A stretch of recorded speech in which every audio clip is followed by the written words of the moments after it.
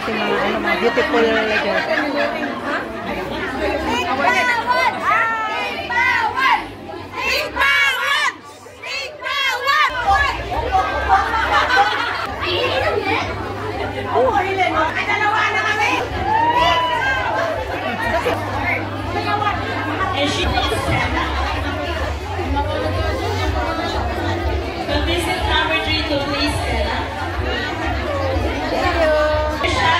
Ang gagaling ng mga nanay.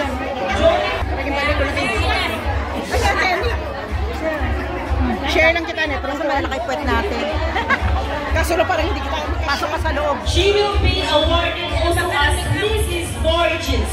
Wow!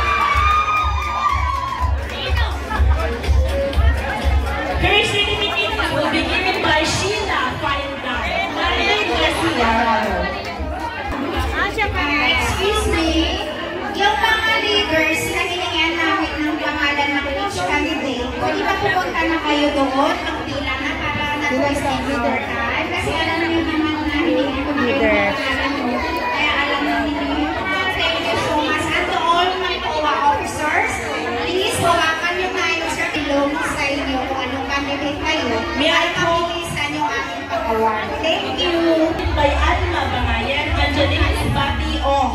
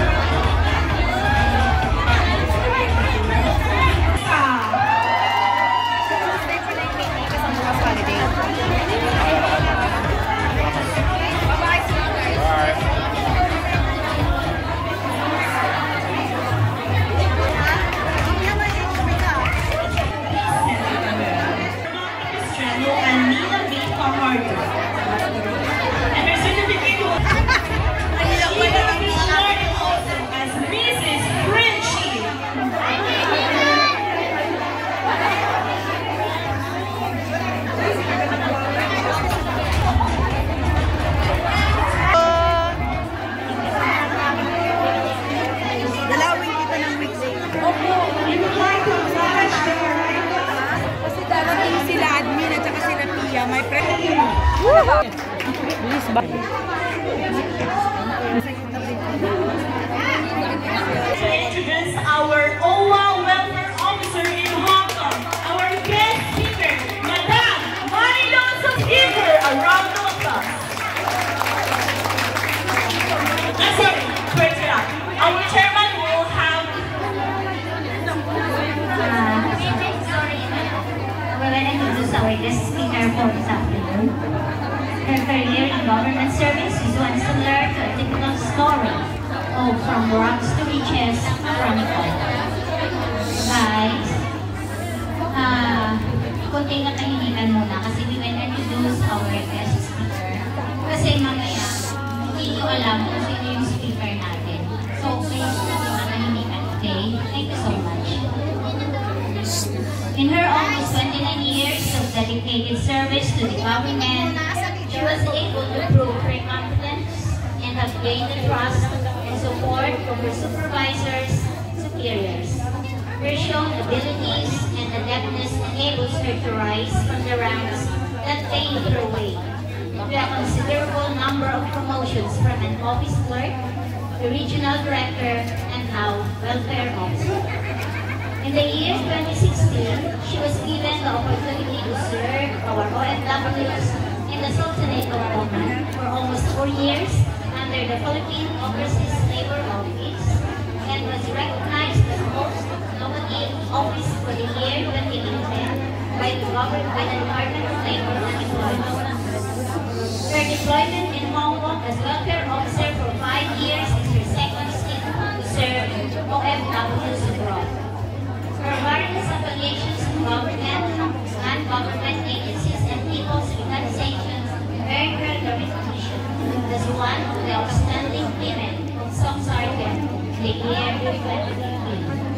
She's been an advocate of social development and has been an active community leader.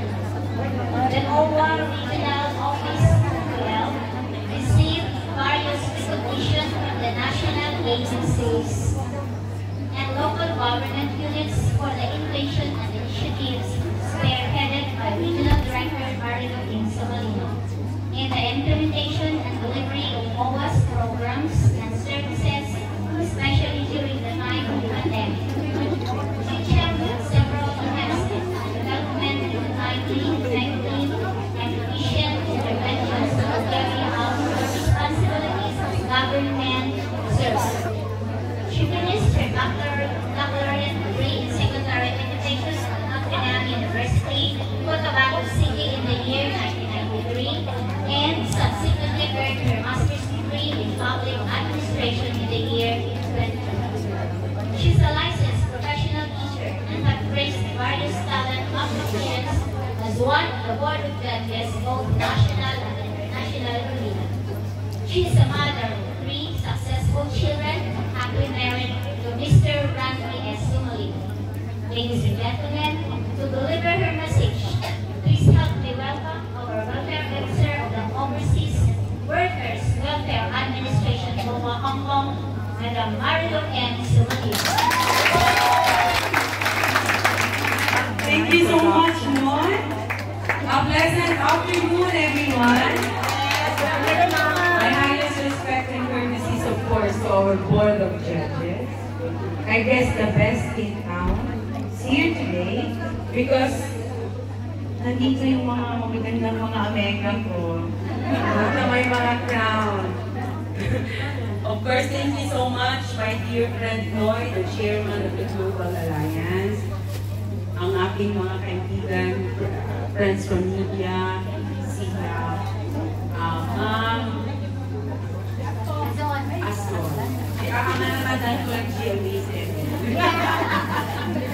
And of course, from the different business, their industries, Sir Joel, si Sir Ranosa, Metrobank, of course, from Airfreight.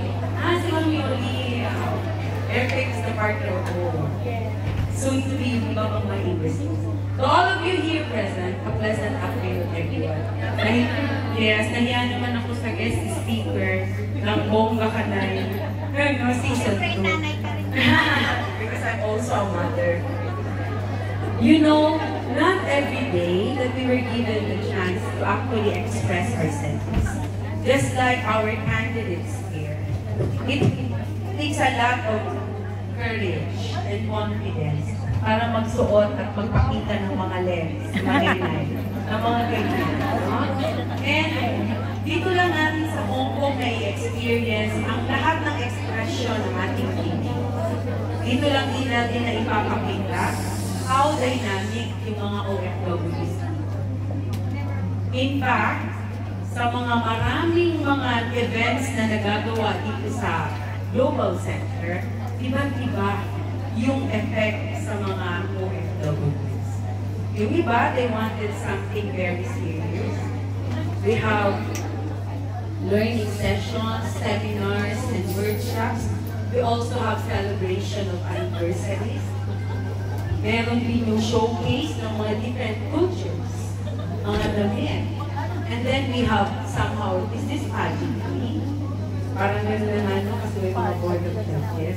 But what is important is, you were given the chance to choose yung mga bagay na pwedeng magpasaya sa inyo. And engagement in different associations and in different people's organizations somehow enhances your ability for interaction. Paano mo ba i-mold? Paano ka mag-interact sa mga tao? At isa sa pinakamagandang bagay, para makalimutan natin yung ating mga problema, yung ating mga loads, yung ating iba't ibang mga stress backbone, is the ability na mag-join sa mga congratulations, because apart from you are all very beautiful, you have the Panay Overseas Workers Association na magkaroon ng platform na magbigay sa kanila ng ganitong klaseng opportunity. And of course, I would like to thank ang aking number 1 fan sa podcast. Pinakauna talaga yung nag-comment at nag-on board si Ma'am Lindy Pakibar ng COA. Alam niyo, napakahirap mag-sustain ng organization. Sabi nga, taste of the pudding, hindi mo malalaman na masarap ang pudding kung hindi mo natikman. Hindi mo malalaman na challenging pala ang association kung hindi mo natikman na maging part ng association. Ang bawat pagluluto ay iba't ibang lasa. Ang bawat association, meron din iba't ibang lasa. Iba't ibang opportunity, iba't ibang challenges. At kami dito sa OWA, rest assured that we will continue to provide support to our association.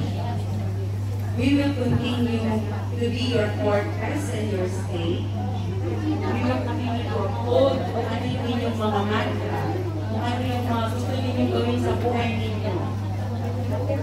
Because we believe na ang mga stay ninyo dito sa Hong Kong is not permanent. We are all contractual here. Pero yung naiwan ninyong marka sa community, yun yung pinaka-importante. Yung ganitong kapapal ng certificate na meron kayo. Lahat ng trainings, gusto ko yung mag-attend. When I was in Oman, hindi ganito ka-engaging ang mga OFWs. Dito yung dynamics. Gusto talaga ninyong ma-involve. Gusto talaga ninyong matawag yung inyong mga pangalan sa pagbibigay ng certificate. Gusto ninyong mag-ipon ang inyong mga appreciation. At once upon a time, meron kayong mga corona. No? At nakapag-gown kayo na ganito. Gusto ninyo yung mga bagay na nagpapalit ng inyong school. Kaya nga, lagi nyung sinasabi, walang basagan ng trip. Kung yan ang trip niya, okay lang yan. Basta ako siya. Because you only cross this earth once, this world. Wala nang balikan. So dapat happy-happy lang. For as long as wala tayong natatapakang tao, ayos ang ating pakikipagkapwa-tao, and then go na tayo. Okay, so again, I would like to say congratulations, COA. Congratulations sa ating mga candidates. May iwan ba ito? May question and answer. Hirap naman. Dagat. Sa ating Global Alliance, of course, our chairman, Noy, and of course, our president, Sir Marites.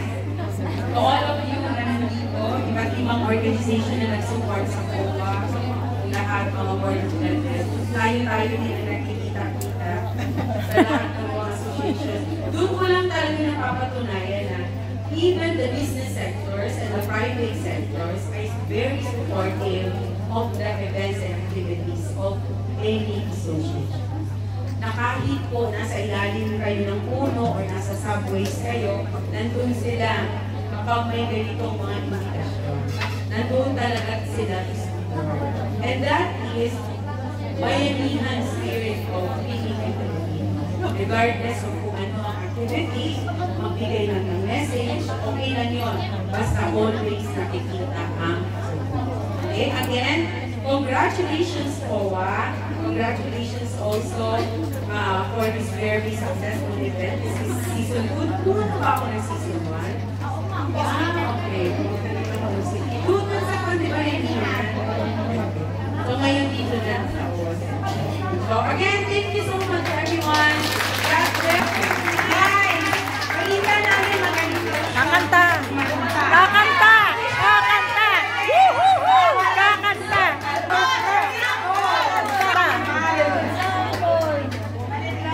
Kantahan ng mga contestant.